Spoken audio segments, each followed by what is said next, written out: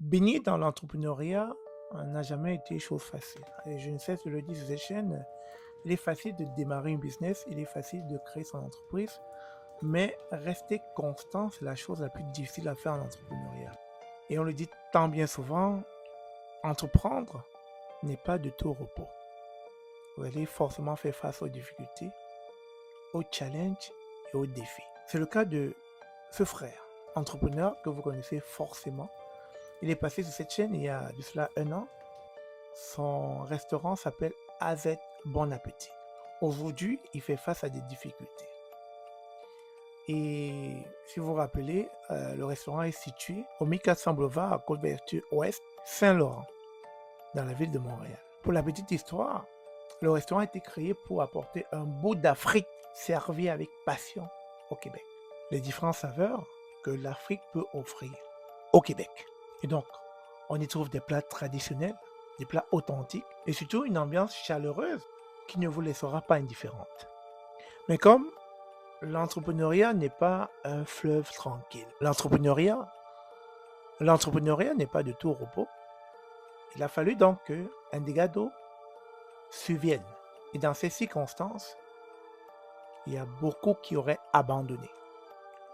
Le frère fait face actuellement à un sérieux dégât d'eau dans son restaurant. Peut-être vous n'imaginerez pas jusqu'où vont les travaux en termes de coûts, mais déjà, on a besoin d'un plombier et d'un entrepreneur général. Connaître la source du problème, si c'est la pluie ou un tuyau qui se serait brisé, ensuite ouvrir le plafond, assécher le plafond, refaire le gypse, tirer les joints et peut-être refaire la peinture. Et si l'eau s'est propagée dans différentes pièces du restaurant, comme le plancher, etc., on peut facilement aller chercher entre 1000 et 10 000 dollars canadiens pour les réparations. Et donc, face à ce genre d'épreuve, en tant qu'entrepreneur, qu'auriez-vous fait?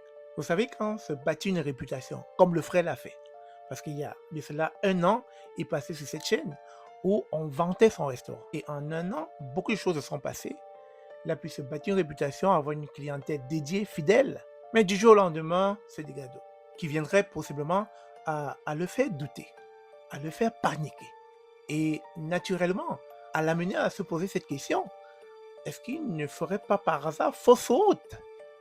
Est-ce qu'il n'est pas en train de se tromper de chemin? Parce que c'est que dans les difficultés, dans les challenges, dans les défis, dans les obstacles, quand on est dans le doute, quand on est dans la crainte, quand on est dans la panique.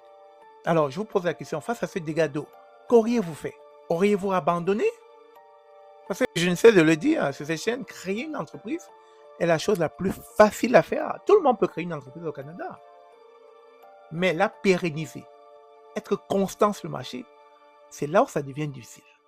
Se bâtir une réputation, maintenir son image de marque, se démarquer de la compétition, c'est là où ça devient assez touché, comme le disent les Québécois, assez difficile. Mais vous voyez, au bout d'1 an, il était en train de croître, il était en train de s'imposer dans la ville de Montréal, mais subitement, ce dégât d'eau viendra le faire paniquer, le faire douter. Est-ce qu'il ne serait pas en train de faire fausse route? Parce qu'avoir l'image que vous voyez, le millier de dollars qu'il va dépenser, il pourrait abandonner, n'est-ce pas? Et si vous répondez tous face à ces difficultés que vous aurez abandonnées, alors tout est clair. L'entrepreneuriat n'est pas pour vous, tout simplement. Vous n'êtes pas né pour être un entrepreneur. On se forge un mental d'entrepreneur. Donc, vraiment, j'envoie des ondes positives aux frères et je vous invite à faire pareil. Il a besoin de nos forces, il a besoin des ondes positives, il a besoin d'être encouragé parce qu'actuellement, il doit vivre un calvaire avec ce dégât d'eau. Il va falloir qu'il rebondisse, qu'il se remette en selle parce que la compétition le guette. On attend qu'il ferme boutique. On attend qu'il mette la clé sur le paillasson. Et je ne pense pas que c'est une chose qui est prête d'arriver. Surtout s'il a le bon mindset. Sur ce, merci encore d'avoir suivi cette vidéo. On se dit à très bientôt. Comme d'habitude, je vous aime. Au revoir.